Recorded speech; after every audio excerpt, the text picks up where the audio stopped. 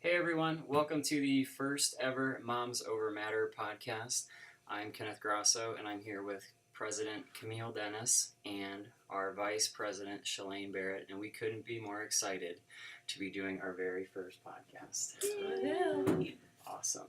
Well, where should we start for folks? Where should we dive in for the Moms Over Matter? Well, it's Friday. It is Friday. We made it through the week. 2 weeks. 2 weeks, that's right. 2 weeks of school are done. Over. How do we do it? Things How do we okay. feel? How do people feel today? They were long weeks. At least for me, they were really long weeks. Yeah, just getting back into the routine of school just Yeah. takes a little bit. What does that feel like? Well, it's just trying to change my sleep schedule. The Yeah. little one at home, she doesn't like to adjust to that either, so it just takes a little bit of time, but it's gone better. It's 2 weeks down. Very cool. Yeah. So yeah, I think what we'll do is we'll let people know a little bit about us. So we're already kind of diving into 2 weeks in. Shalane already mentioned, schedules, the little ones. So I think we should talk about the moms, the fact that 2 out of 3 of us are moms. One of us will never be a mom. That's totally okay with me. But yeah, why don't I let each of you kind of introduce yourselves and where you're at and your involvement with the program and what you're excited about as far as talking to our audience, what our club's about, a little bit of personal stuff, and we'll just kind of see where things go. Okay. Who wants to start? Go ahead. Well, we'll go with our more experienced mother here. yeah, only because, I had 2. They're all grown up and moved out. So I don't know that I'm really experienced because I only had 2. I didn't have a house full of kids. So, and they are all grown up. But my name's Camille. I was born and raised in Bountiful, Utah. We spent a couple of years living in California with our family, my family, me and my husband and my 2 kids. Then we spent 12 years in New Hampshire and a year in Iowa, and we're back here in Utah. So I have a little bit of, I have a lot of New Englander in me. I have a tendency to just kind of say it like it is. That's why we love you. Direct information. So, I'm not very good. I don't have any filter on the mouth. Sometimes the tongue and the brain are not connected and things just come out and I go, oops, that might have sounded bad. So, but I love being here. I love being a student. I'm taking human performance management wellness with a minor in nutrition and psychology. I've been here for 3.5 years. Got a year and a half left, and then I will have my bachelor's finally, and I'm pretty excited about that. That's really exciting. So I got involved with Ken doing this Moms Over Matter Club this past year, and I'm really excited to start working with young moms and their kids and help them to learn to love themselves. Very good. Wonderful. Awesome. All right, well, I am Shalane Barrett. I'm originally from Alaska and moved down to Ogden just about a year and a half ago. I transferred down here from Washington State University, where it's actually Ken went and got his graduate degree. Mm-hmm. Let's see, I am a human performance management major with a minor in health promotion and business, and I will graduate in December. Woo! Exciting. So excited.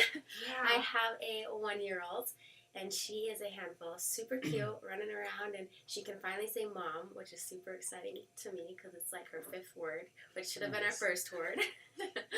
But Yeah. I actually had her just a couple weeks before last fall semester started, and so I experienced bringing a little one to school with me and how all of that goes, and having a newborn in class, which isn't very common, but how to do it sometimes. And so I'm excited to work with the Moms in Over Matter program and share my experiences. Wonderful. I think that's great, and I feel really confident with these 2 women that are here that we're going to do a real nice job promoting to the Weber State community and the Ogden community at large. I couldn't be happier about what we're embarking on as far as this journey. So I think it would be totally prudent for us to talk about our purpose, what we're striving for, why we created the club, what our vision is for the club, and how it's going to kind of function, because we know we have our information meeting coming up this Monday at 12 o'clock over in the Shepherd Union building in the Lair room. So folks who are listening, don't hesitate to come hang with us, learn a little bit more about the club. I think we'll start with just the why of why we created the club. And so coming here as the fitness coordinator, I was really interested in finding a way to help the community, and obviously after moving here it became very evident that growing supporting large families was a big part of the community here. And so I saw a real gaping hole in this one area where it felt like we didn't have anything that was promoting being the best mom that you could be, that was providing support for the moms, but also making them feel at home with a group of other women, where they feel like everybody is busy, everyone's trying to do the best they can, but like we talk about and joke about, nobody knows what they're doing. Sometimes it feels like it's all out of control. And so what we wanted to do was give people something that they could latch onto, a group that they could meet with once a month, a group that does podcasts every 2 weeks, a group that does social media posts Monday through Friday of the week. So while you could be in school, you could not be in school, we just wanted to find a way to connect with you and give you the best information that we knew about self-love. And I think self-love is a topic that we're going to have to talk about. Absolutely. Because I don't think everyone really embraces what we mean when we say self-love. Or what I found recently, I've been having a lot of good success talking with people about self-love and kind of all the benefits to what happens when you start listening to that voice and changing your voice from maybe a harsher voice in your head or a busier voice to a slower voice, a gentler voice, a kinder voice, a more motherly voice that's nurturing and supportive. And so my hope when we talk about self-love is that we always draw in that the idea is that a mother who is full of self-love is going to be the best mom she can be. But if she's at 80% or 30% or 40% and she's taking care of everyone else, trying to get them to 100%, I think we're kind of the group saying maybe take a time out and reevaluate. Yeah. And think about how much better everything would run in your life if you were at 100% or 90% or just an improved percentage from where you're at. But as we know, how do we get stuck in bad habits? How do we get stuck in bad patterns? And then how do we wake up to the fact that we want to be better, or that we can be better? Right. We get stuck in a rut, taking care of everybody else, seeing their needs first. As moms, our needs often come last, and so we do definitely get stuck in a rut. Yep. So it's a good thing to kind of move aside from that rut just for a minute and say, I'm worth myself. I'm worth loving myself. I'm worth being good to myself, for even if it is just for 5 minutes or 10 minutes. So for folks who maybe it's the first time they've heard self-love, maybe they have no idea where we're going with this, why they want to meet once a month about self-love, where do we want to start them out? I think the first thing we have to do is we have to show women that they are worth it. We have to show them how, or not how, but maybe necessarily what causes them to be so busy and stressed out, and teach them to separate that from their personage, from who they are. Mm-hmm. So we have 10 zillion things to do every day. We always have 10 zillion things to do every day. That's never going to change. Right. So you have to just say, look, I can do this, and I can do this, and I can do this, and then I'm done. And tomorrow's another day. And I need this time for me to read a book, or to jog around the block, or to whatever it is you need to do to lower that stress level so that you can sleep better, so you can be a happier person, so you can relate to your kids and your husband better. Right. Well, one of the great things I think that we'll be doing in our meetings is giving the different participants and everyone who comes to our meetings just more ideas of what they can do to practice self-love. If they could understand the idea but don't quite know what to do, or stress relieving things, for example, that's why they should come to our meetings, because we'll give them ideas and we'll help them out with that aspect. Yeah, I think you just hit a really great point that we can definitely talk about, which is stress. Our first workshop with the Moms Over Matter is going to focus on stress awareness. And then I think when I latch back to self-love, and I think back to times in my life where I wasn't full of self-love, moments in my life where my voice wasn't being nice, one of the common themes there is I'm usually stressed. I'm usually busier than I want to be, starting to feel out of the locus of my control, pace is picking up to a pace that I'm not comfortable with, and I just want it all to stop. But what I think I really like to kind of talk with people about is where's the stress coming from, right? And that's going to be a big thing with us in this group, especially when we move into that workshop, is who's creating the stress? And what do we know? Who's creating the stress? We are.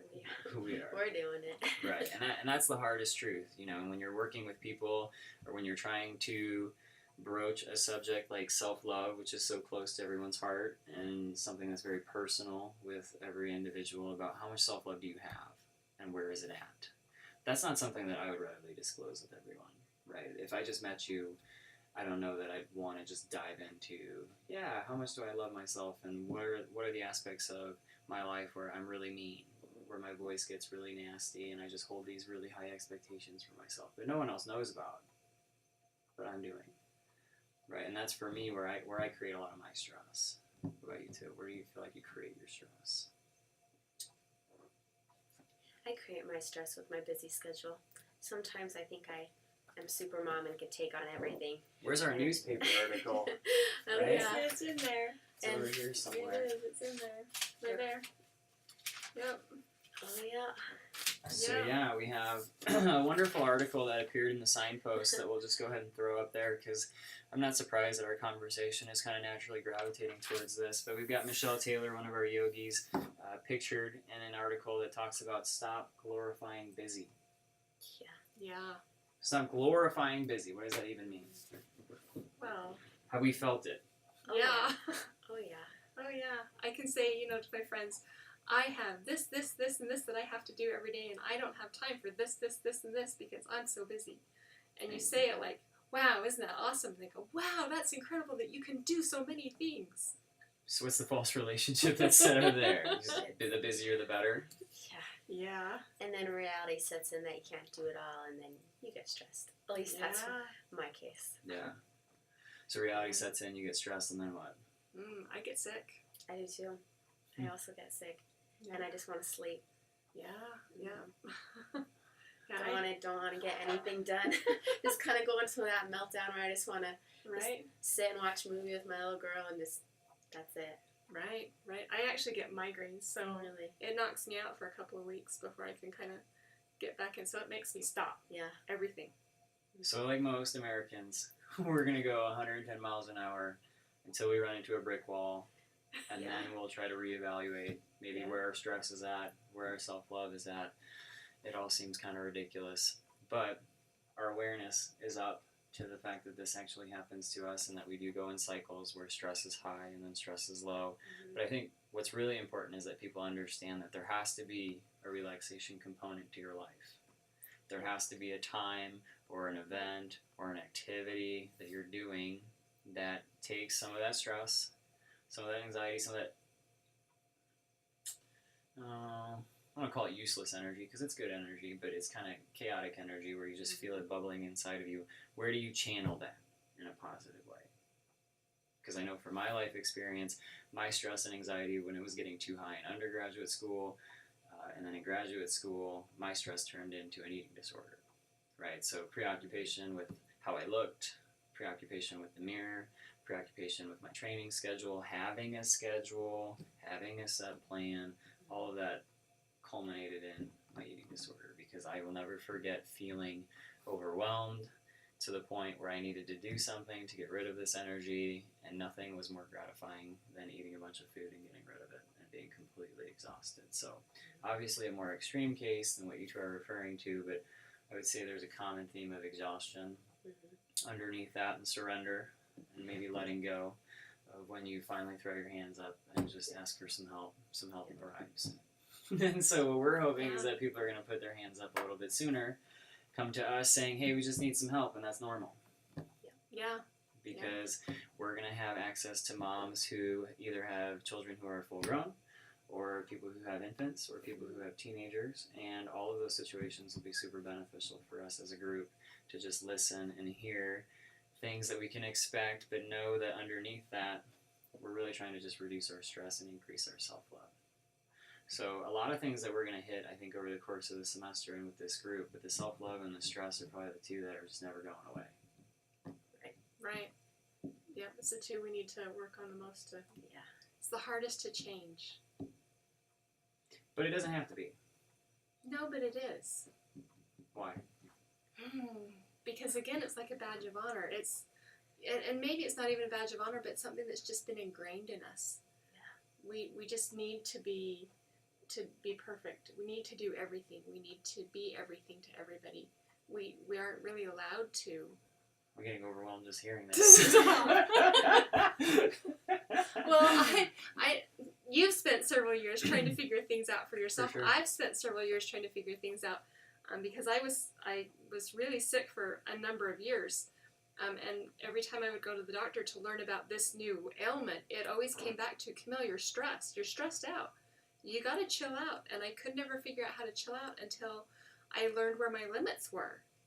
And I had to learn what I could handle personally. And I had to learn that it was okay to say no and be okay with it. And it's hard to say no and be okay with it. I have a lot of people that come to me and say, Camille, how do you do that? And it's just something you just have to do. Say, I'm sorry, I can't do what you're asking me to do right now. Maybe next week I can. But why? But today I can't because my plate is too full. I have other things that take higher priority than that does for me. And you really have to get your priorities straight. You really have to decide, what is it that you really want out of life? What is the most important thing to you? And make that your highest priority. And everything else, you just have to be able to say, it doesn't fit in me right now. Sorry. Maybe tomorrow. Maybe next week. What about for those who feel that now their sole purpose is to take care of this baby? And they're still taking on too much because it's all for the baby. So where do you draw the line to say no for the baby so that you still get your time? That's a good question. Well, I think for me, when because I had my little girl, and then I started school and started work and just all various things. When I got to the point where if I would ever start finding myself getting frustrated with her, even she's just little, just a couple weeks old, you shouldn't be getting frustrated with her. She doesn't know anything. So when I found that I got to that point, that's when I knew I needed to draw a line and make a couple changes. I needed to pull back on my schedule or just reevaluate what I was doing. What can we tell people to look for or feel for as kind of a common denominator when we feel our gauge is getting overwhelmed, right? Because we're talking to people who might not have an awareness that their stress is too high in general already. So for them to have that light go on without hitting the wall, without going 110 miles an hour, how can people, what types of things can we tell the people listening to the podcast about maybe if you're feeling this way, you might want to consider taking a time out? What kind of descriptions do we have for people of, yeah, I knew I was getting frustrated with my newborn, so that was a big red flag because I shouldn't be getting mad at a baby. Right. Because Well, the baby's just doing what it's supposed to be doing. yeah. I think irritation with anybody, your spouse or your kid or your dog or your bird or whatever. I have a bird at home. He screams at me all the time, and sometimes I get frustrated with him, and so I have to cover him up, and I have to go to my room, and we have to kind of Part ways. separate for a little while until I go, it's a bird. He's a pea brain. Right. He has no understanding of the fact that his screaming irritates me. Sometimes, not all the time. But in the moment, what were you thinking about that bird?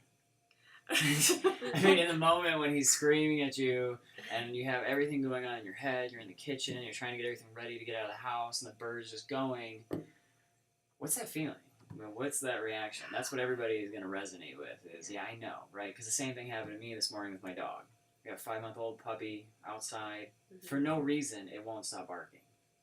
For no reason except it's a puppy. Mm-hmm. And that's what dogs do, is they bark. But I had the same thing going in my head of, my God, how can you keep barking?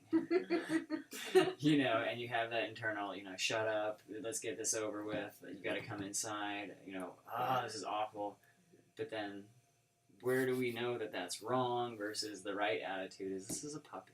Right. This is a dog that I love that's outside, and if it's barking, it's probably looking to play. Mm-hmm. It's probably looking for some attention. So, I mean, what do we tell people? Because we all know that it's happening internally.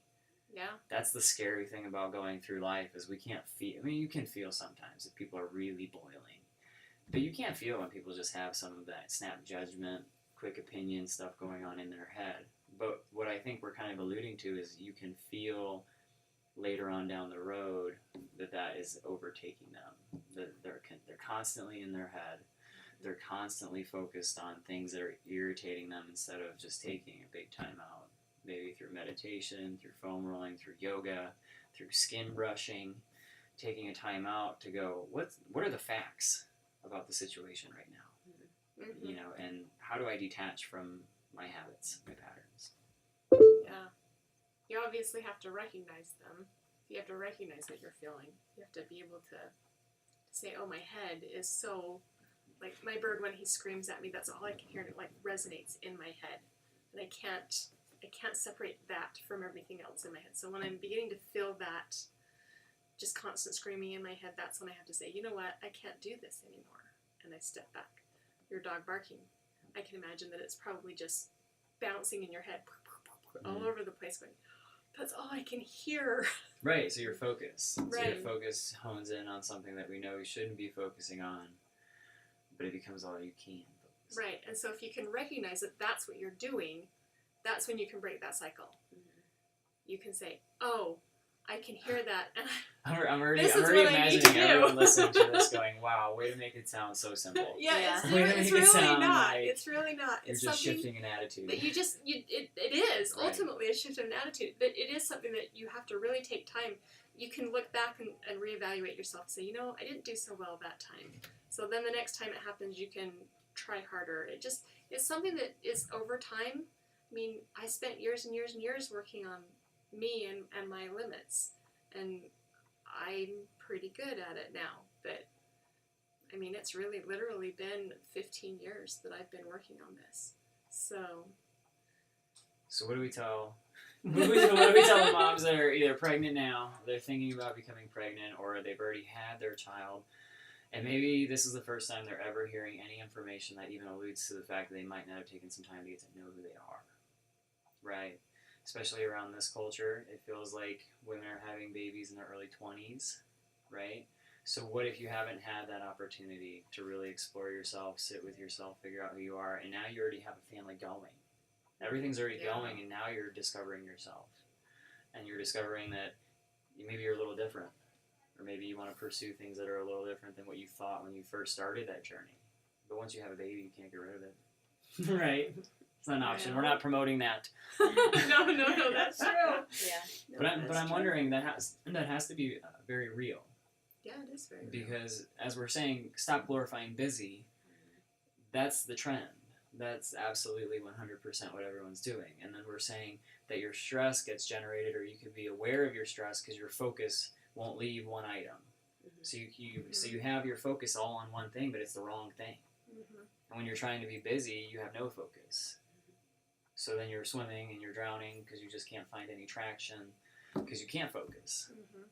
So it almost feels like people are going from one extreme to the other. They're going from, all I can focus on is this thing that's driving me crazy, Mm-hmm. to I can't focus at all because I'm overwhelmed. Mm-hmm. Because I'm on Facebook and I'm on Pinterest and I'm doing my email and I'm talking to somebody on the phone too and I'm typing on my computer. Right, right. Something needs to be shut off. But what we know is we can't shut it off. You can't turn off the thought stream. Yeah, but you can turn off the computer, and you can turn off the television, and Right? you can turn off the radio, and you can turn off some of those external distractions. Mm-hmm. And I think that is one of the first things you can do to help that. I had a kid pretty quick after I got married, 9 months after I got married, and so I didn't really know myself or my husband for that matter. And we had this infant that cried 24/7. It seemed like, so, and I didn't do school for a semester, so I haven't done anything like that. You might have more advice, but Well, kind of in the same boat as you. I had my daughter when I was just 20, so really, really young, and I didn't really get that time to just kind of be myself, explore and figure out what I like, what I don't like. So what I have found that has been really, really important to me is setting my priorities and making time for myself a priority. I like to run. I love to run. And so I made a priority to get at least an hour every day. If I make out a schedule and that hour has to be at 5:30 in the morning, well, I don't really like getting up at 5:30 all the time, but after I have that hour, if I get stressed later on the day, I just kind of take a deep breath and think, got my run in, it's a good day. So I think it just comes down to making yourself a priority and at least giving yourself an hour or even 15 minutes just to do whatever you want to do. I think that's really important. Yeah. And I think we emphasize that you shouldn't feel bad about that. No. Right, absolutely not. Never. You should really feel good that you did it, Because you can almost sense that people listening might have thought, oh, I have to make myself a priority. Well, how can a new mom say that? You can almost feel that, right? People aren't here with us, but you can almost get that sense of, that doesn't seem right. I'm a mom now. Yeah. Right. I'm out the window. Right. My life's out the window. Uh-huh. And I hear that all the time, and that's one of the reasons we're here, Yeah. Right. is that's one of the corners that everyone's putting themselves into. And the rock goes right in front, and then they're trapped. Right. Because anything you do for yourself, where you're not putting time into your baby, your family, maintaining the house, whatever else you have in your mind of what your mom does, right? What you're responsible for. And you say something like, well, I gotta make myself a priority. Why is that a problem? How do we break that down for people? Because there shouldn't be an issue there. Because what we're saying is self-love is what we need, which means you are a priority. You have to be the priority. Yeah. This is going to be a big one for us to tackle with people. Yeah. Because we're gonna get excuses after excuses after excuses about, but I gotta take care of these kids.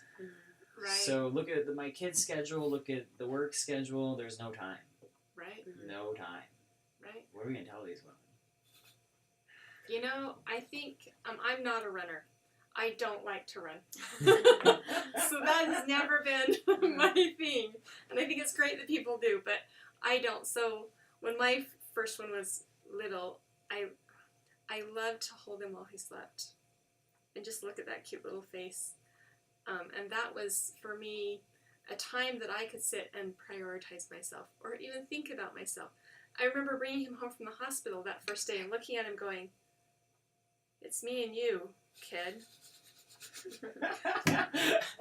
I didn't even know what to do. And so I sat there and I said, well, my name is Camille and I'm your mom. And I just kind of introduced myself to him and told him what I liked to do. And he completely ignored me and slept. And it was kind of awkward to me to be talking to this infant, but I needed to talk to somebody. My husband was gone to work, doing what he needs to be doing.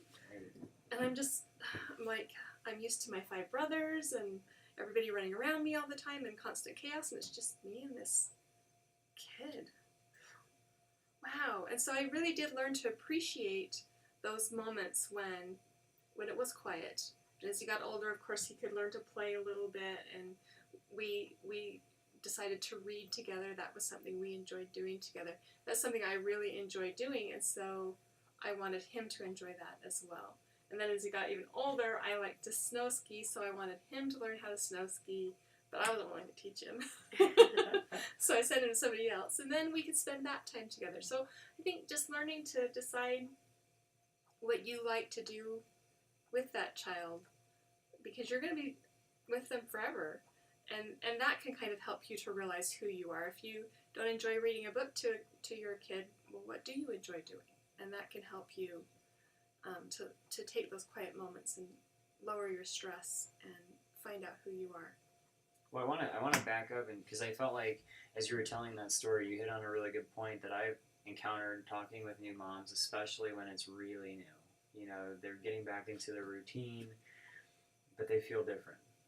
And one thing that I've wondered already is if you're busy and you've been busy, and even the pregnancy's busy, everything about it, you're doing the research, you're educating yourself, you're going to the doctor, you're visiting with family, you got baby showers, all this stuff. It's insane. So stop glorifying busy is just nonsense, because it's happening in those 9 months leading up to it.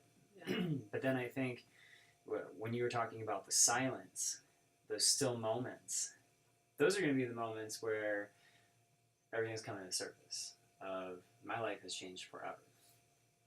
And that's where I've noticed in working with some young moms that there's some serious pondering going on about decisions they've made, where things are moving, if they're happy or not happy. And that's where I'm never going to say there's a cause to any postpartum depression or anything, but I think there's that contemplation about the baby and what it represents and the happiness it's either going to bring or the depression that might set in of, even though I don't want to be this still right now, this is my situation. The baby's asleep, no one's home, it's just me, I'm exhausted, I've been dealing with this child for the last however many weeks, and we finally hit that big silence. So now we've got how many? We've got either a whole lifetime plus 9 months, or we have just the 9 months of the busyness and that stress of. It's got to be a weird thing, right? Because I think one thing that listeners are going to notice from our podcast is how can you have a guy talking with moms and being a part of this club? But I think the interesting perspective is I could never fathom having another human growing inside me. But I have heard, right, and I have empathy for those women that come to me and say, you can be overwhelmed getting on the internet and reading all the stuff that could go right or wrong with the pregnancy. And so we're sitting here saying, don't stress out, don't worry. Yeah. And yet 9 months is pretty much worry. Yeah. Filled with worry, don't do anything wrong. Yeah. So, so then we look at complications in birth, other things that are happening, and we go, but we're saying simple, that it could be self-induced stress that you're creating during the pregnancy. But how do we alleviate that for people? How do we even let them know that there's an awareness that they could get to where they could be really saving the health of the child, the health of themselves, by not stressing out during that 9 months, being nice, turning off the voice, being gentle, and going, why would I know how to do this? Right? If this is my first child, this is just a rodeo. I'm just gonna learn, right? I'm gonna notice how I feel. There's information out there for me that I can take in. But where do I draw the line?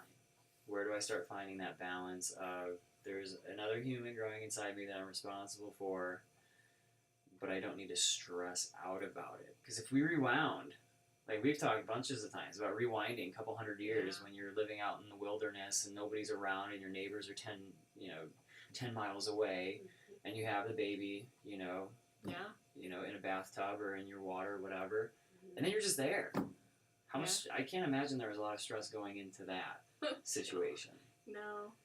Yeah, I did have it a little easier because I didn't have the internet for either of my pregnancies. That wasn't around yet, and so all I had was my mom or my next door neighbor or the doctor were the only people giving me advice on anything, and mostly I didn't get a lot of advice on things.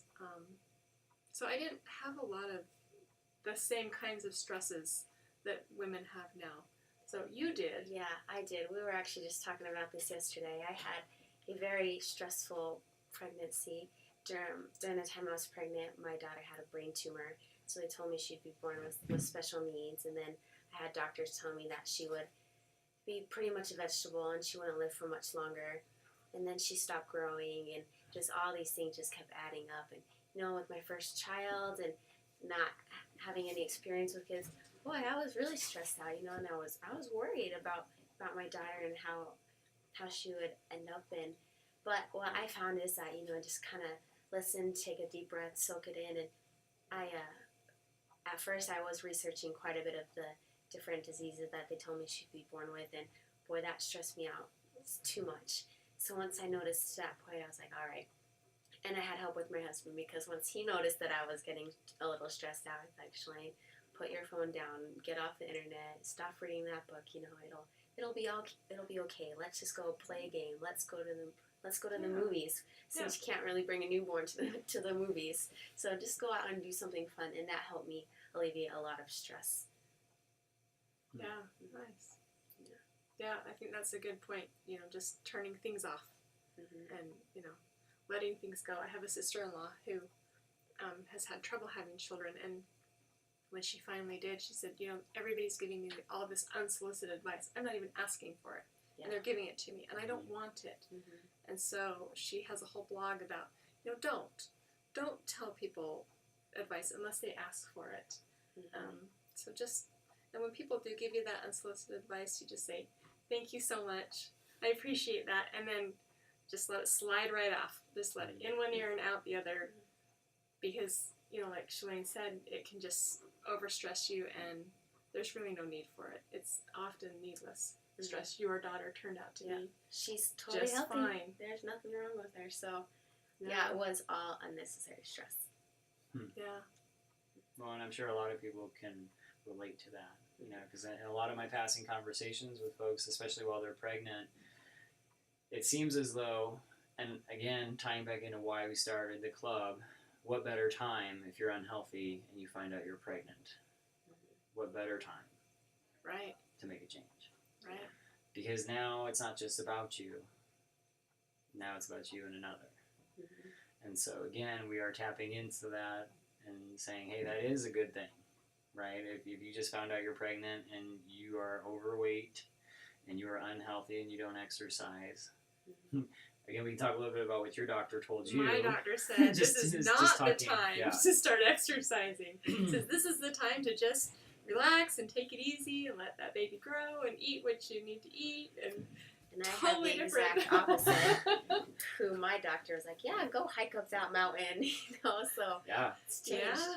Well, It's and I changed. think that's one thing that people are going to really enjoy about listening to this group is we're getting very different information, and then you just go, these are just two women right here Mm-hmm. Yeah, that have exactly opposite that have really experiences. opposite experiences, right? And Yeah. the age gap's not that big, right? It's not that big. We're not going to get into details here. We're not going to age anyone, but they're not that big. We're not Right. talking about 70 to 100 years here. We're No. talking less than 50 years Yeah. where the advice that's going to mothers is different, Mm-hmm. Yeah. completely different in this case. And it's just two people. So then you go to 100 people, 1,000 people, and their doctors and what they've heard, and you immediately get that sense of, I can't do it. Yeah. Overwhelmed. Yeah. Yeah. Then once you get to that point, you just do what feels good. You know, that's what I found. Once I started having to see specialists, they would tell me one things, and my normal OBGYN doctor, she would tell me different things. And finally, I was like, I don't know what to do. I'm just going to do what makes me feel good.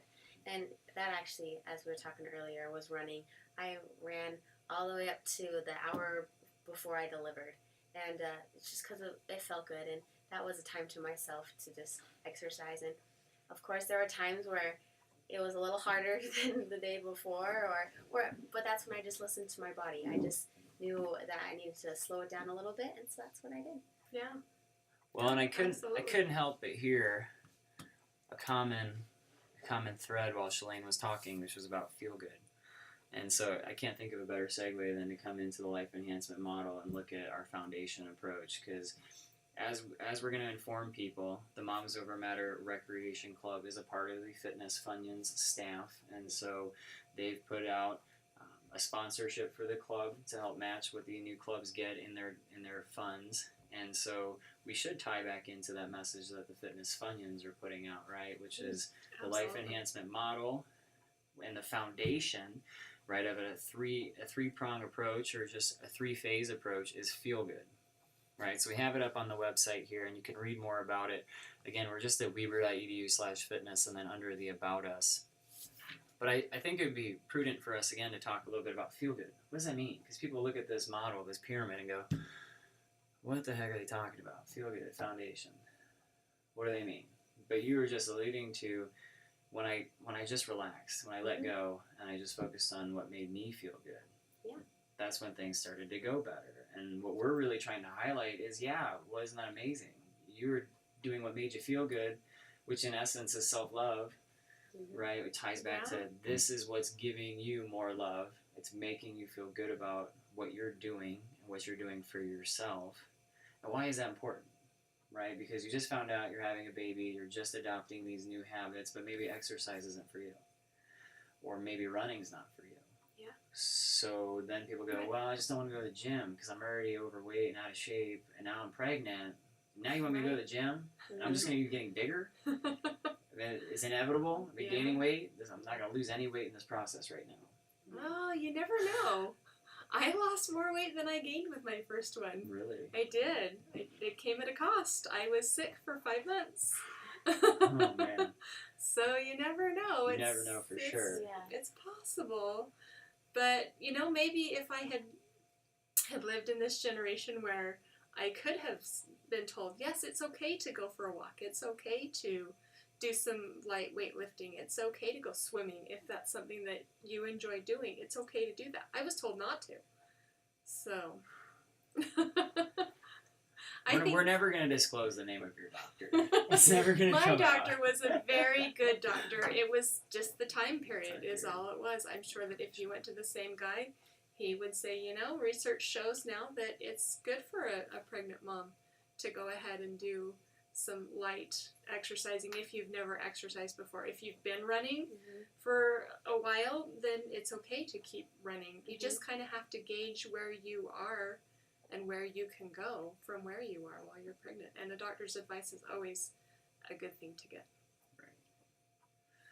So we're looking at feel good as the foundation. And for folks, if this is the first time you're hearing anything about the life enhancement model, I'll spend just a quick second talking about where it came from, how it was developed, and how we use it here in campus recreation at Weber State University. So the life enhancement model was a little brainchild that myself, in conjunction with Denton Coleman, who is no longer here, helped develop and implement here.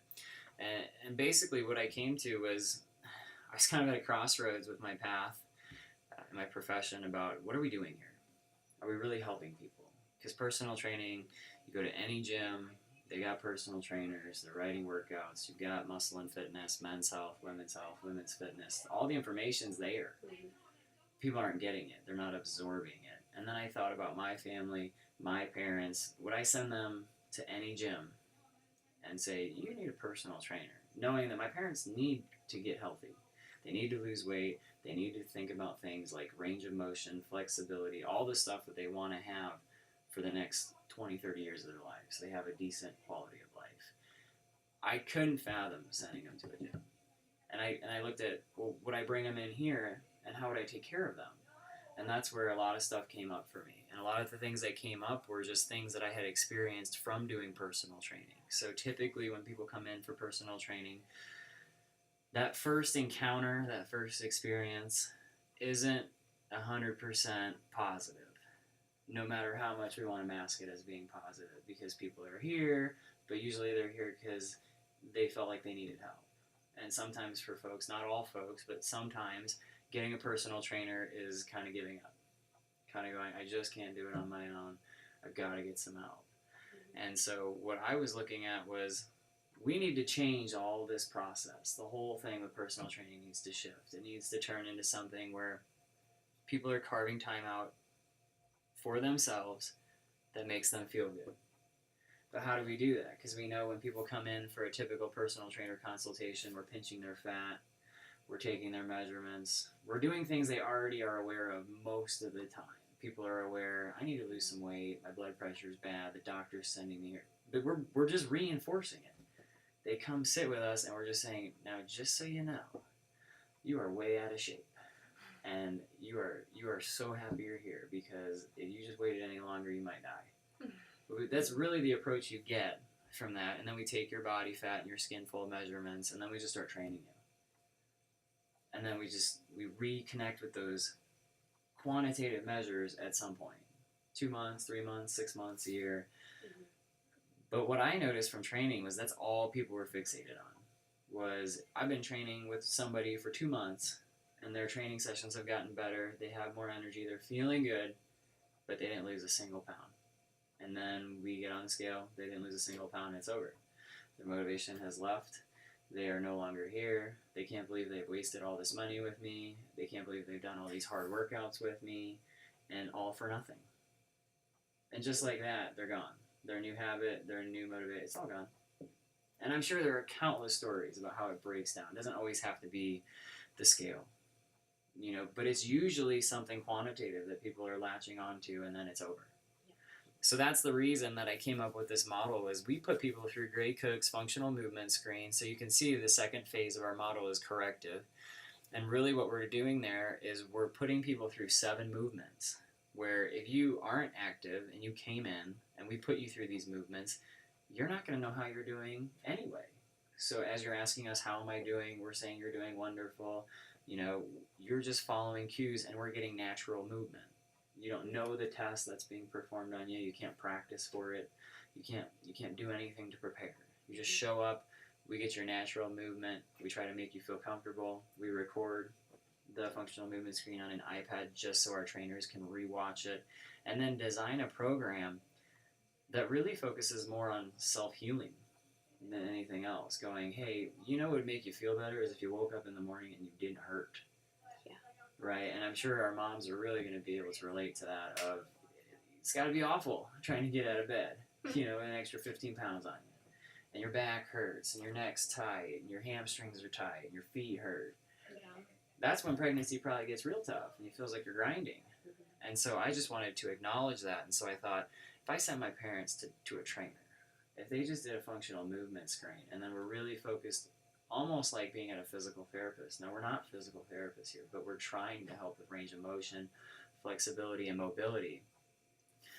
If I had somebody with low back pain, it wouldn't be crazy for me to think that after some corrective movements and maybe a couple of helpful tips and just some good exercises that I put together for them that maybe they do for a couple weeks, that they could almost have that pain alleviated to the point where they don't notice it anymore.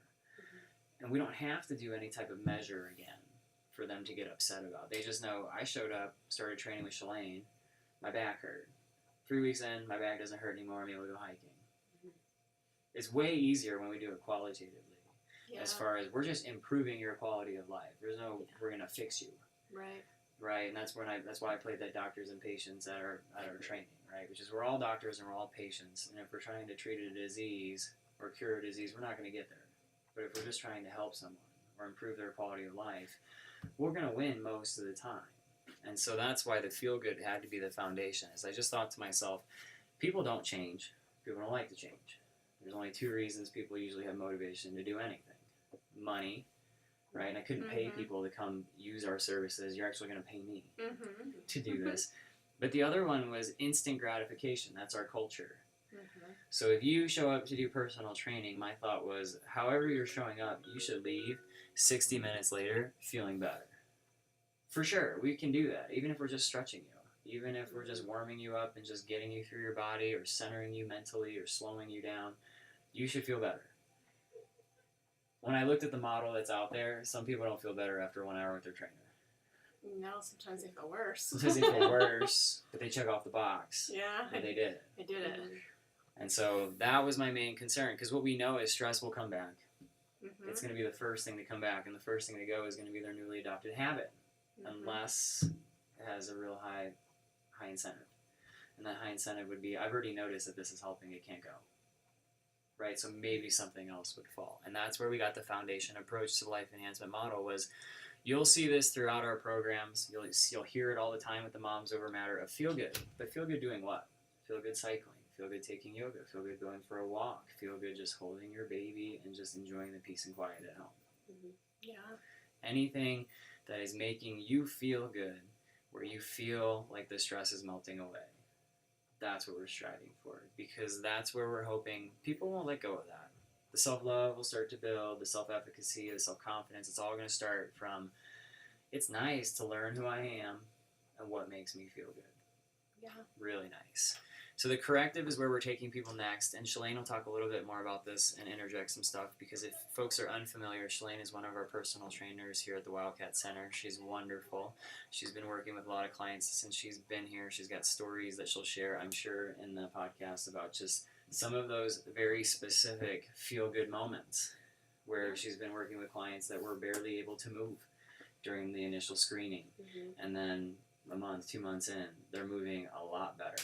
And the feedback that's coming back to her is, wow, how is this happening? Because they're just showing up to work out. And that's where I'm really putting a lot of the stress on the trainers. It's not on the client. The corrective phase is where the trainers are having to do their critical thinking of, I have video footage now of Camille, and this is how she moves. But she doesn't move the way she wants to move, even if she doesn't know that yet. We're going to show her. Her goal might just be weight loss or to improve cardiovascular endurance.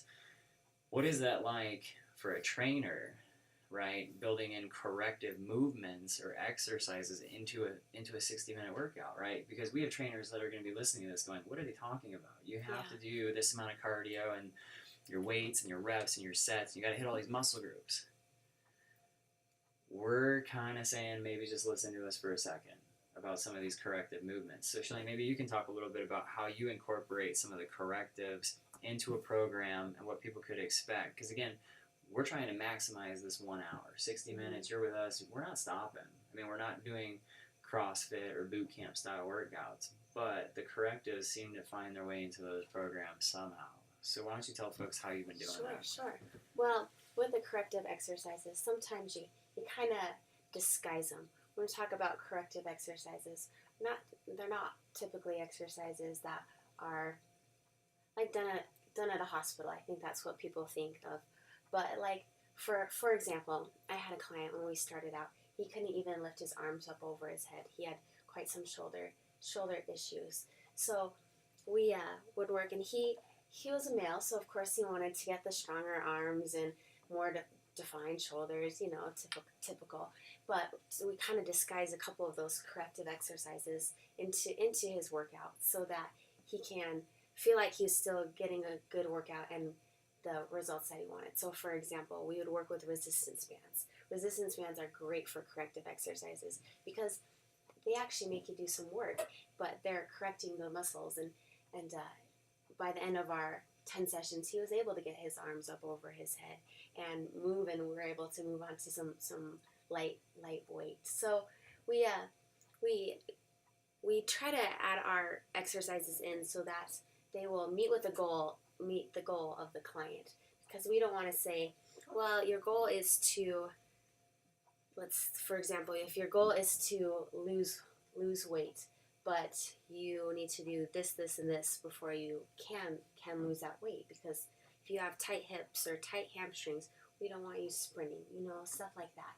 So we just slowly work it in, and we may not specifically tell them this is a corrective exercise. That's what I've found at least, and just kind of explain like what muscle groups they're using, and even those corrective exercises, they can be a little difficult sometimes, and they're challenging, especially if they have problems or a little bit of pain in that area. So it kind of takes they're still getting a workout. Yeah, for sure. And in that corrective exercise, that's where I'm sure that you've noticed that people are getting that awareness. Yeah.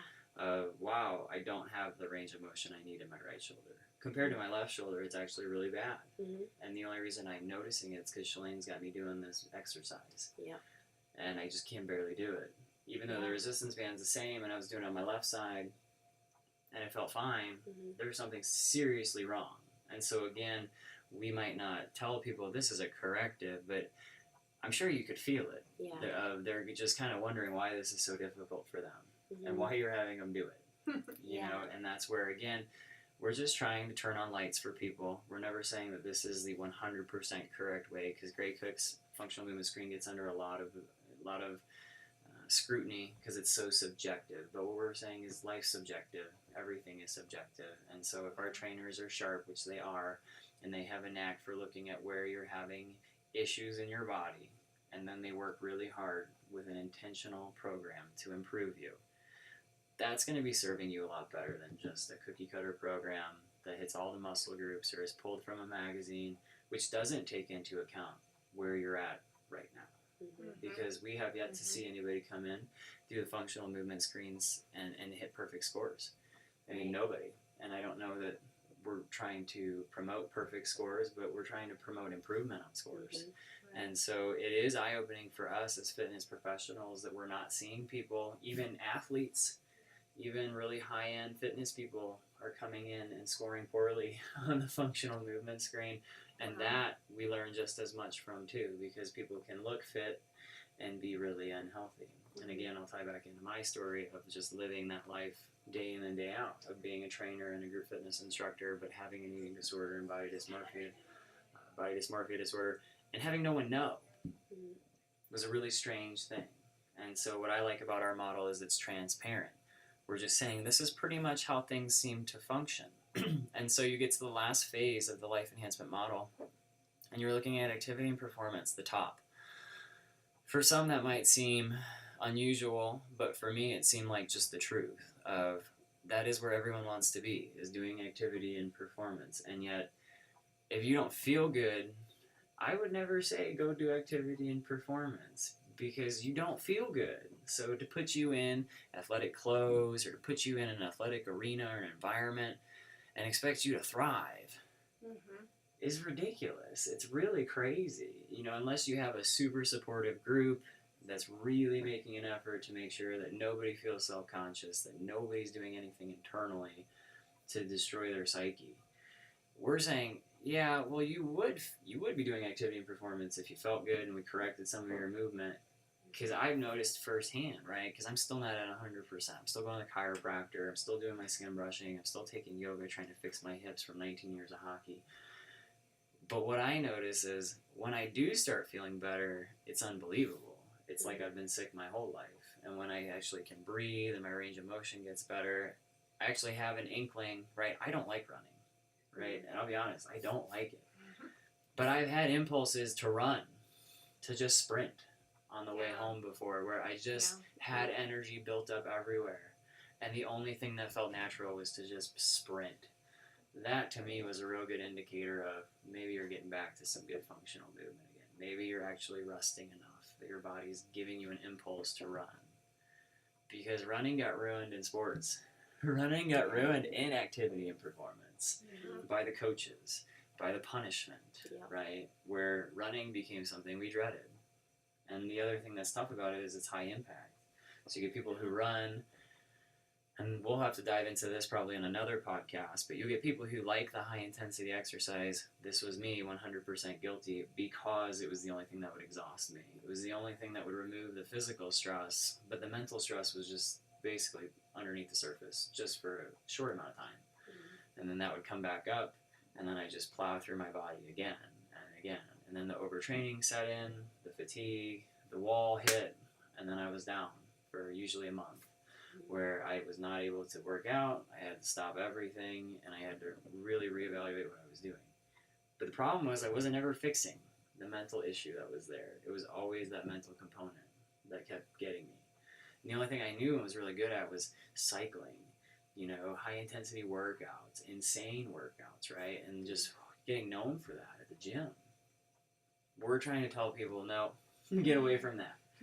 Go with the give and take, right? If you're going to go mountain biking one day, go foam rolling the next day. If you're going to go running one day, maybe do some yoga the next day. Maybe do some skin brushing, stay at home.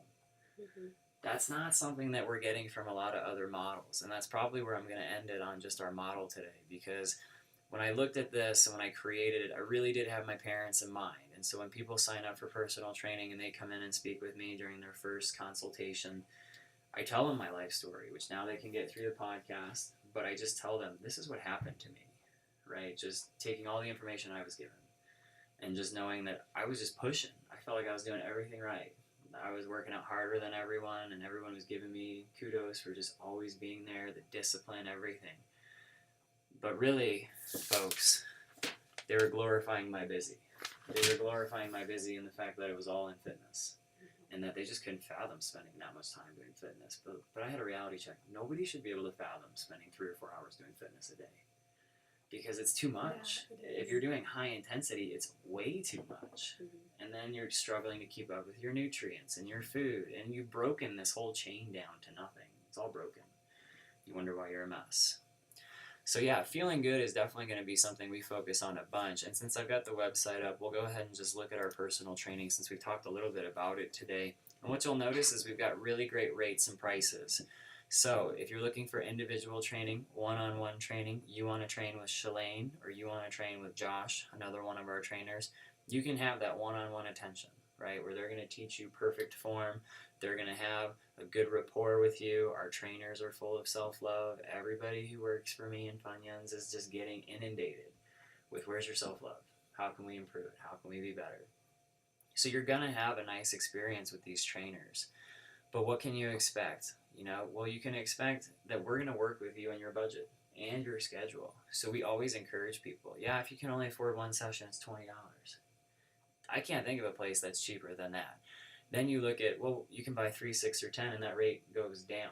People buy a 10-pack, and I always tell them during that first meeting, hey, you bought 10 sessions. We're all about making those last as long as we can for you. So if you only want to use the first 3 or the first 2 and just get a program and get going, then do that. If you have the motivation to be showing up and taking some of our classes, our trainers are encouraging you to do that and save your money. because we just want to continue to educate you. So when you feel like you need more information or you've hit that resistance again, then use another session and just burn them down one at a time. But you also have the option of buying 10 and training with someone twice a week for 5 weeks and just having that regular interaction where you love seeing this person twice a week because it makes you feel good. They're a friend, they're somebody you enjoy talking to, somebody you enjoy spending some time at the gym with. That's wonderful. We also added the group training, which is nice because you can train with a friend. Really going to be nice for the moms, I think, because this will be a great option for moms who are in similar stages of pregnancy or in similar stages of post-pregnancy. Now we have strollers together, right? Shalane's got a great photo that we'll definitely upload sometime soon to our social media where she's got her hiking pack, where she's showing people, hey, you can go hiking with your baby, and there's no issue there. You just need to get the right gear. So doing group training is going to be wonderful because you're going to save a little money. You just got to make sure that when you sign up and you understand that the other people in your group need to sign up online too. You don't just buy the package for everyone. So we have those prices listed.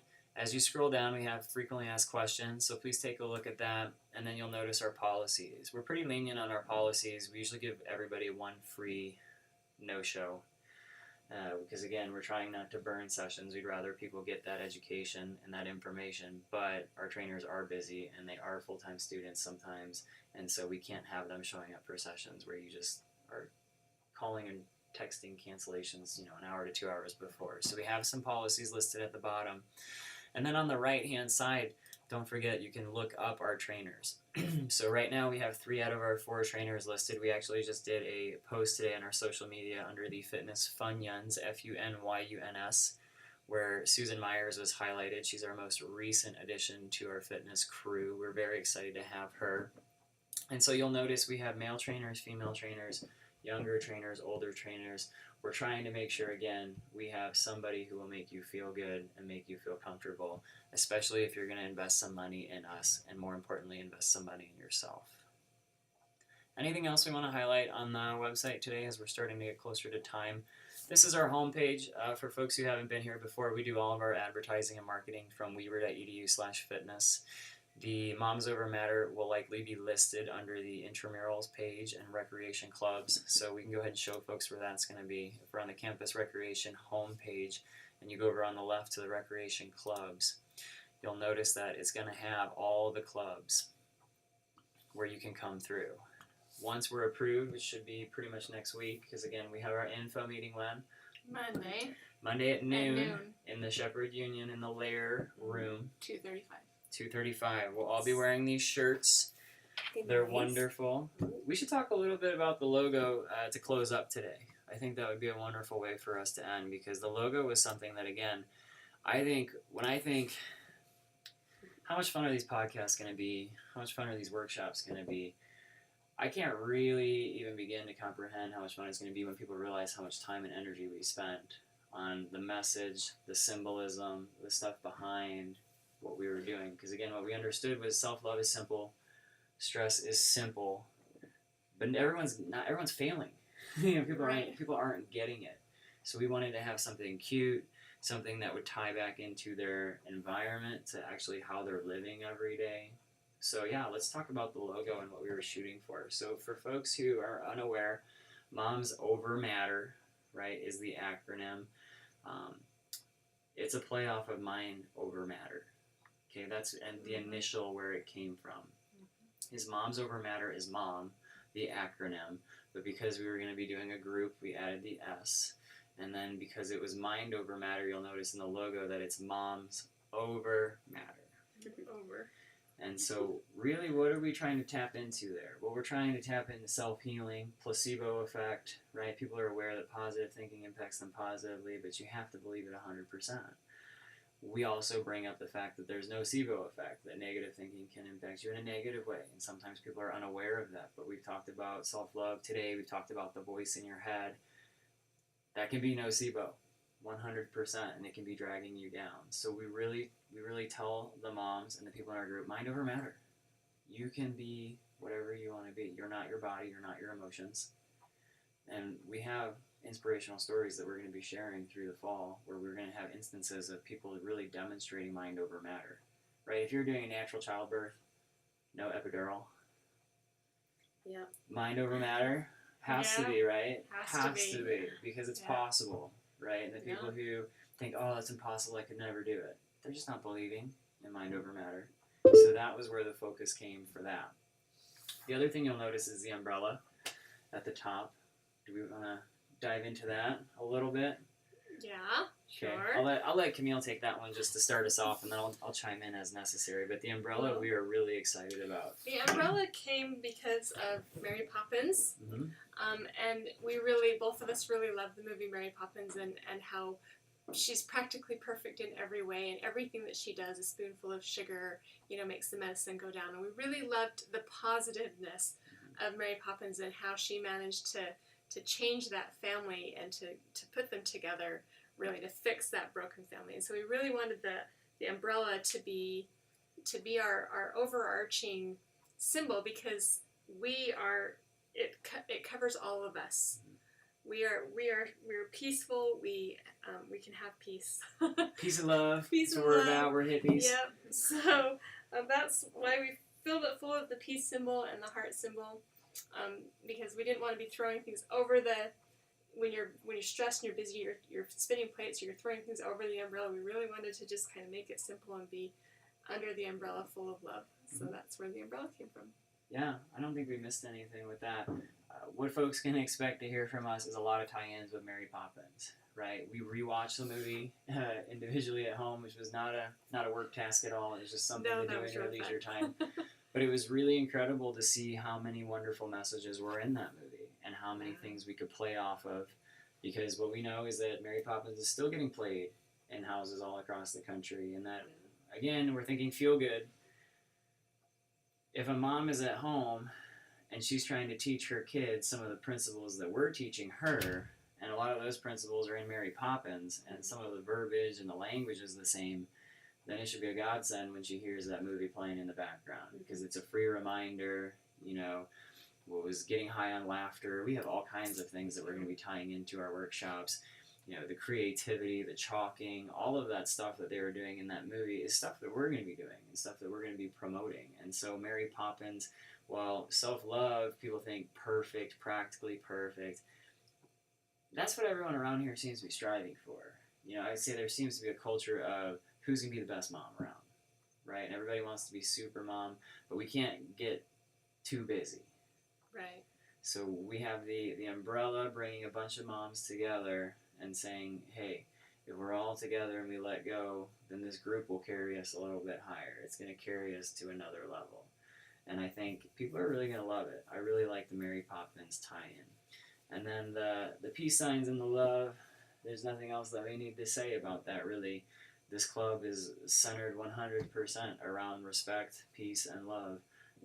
And it centers around self-love. And so, again, we're just acknowledging that if Camille and Shalane show up for a podcast and they're full of self-love, I have nothing to worry about, as I know that the room will be full of love. And as long as we're all open, and we're willing to let go a little bit and just have some fun, we can really have a memory. We can create a memory, have an experience.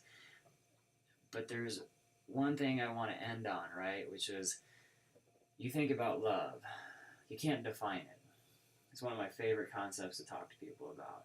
But here's the one thing I know, is that there are cultures where in the first couple of years after that baby is born, that child is never put down. That child is held by someone all the time. And those children are being raised with no violence. They're much more peace-loving communities. They rely on each other more. I can't help but think we might be doing something, right, by putting our kids in childcare and not holding them all the time and not spreading that love. Because you can't quantify love, but we know when we have it, we can feel it when we have it. We know babies will die if they don't get enough of it, which is a crazy thing. They're just not getting enough love and they're dying.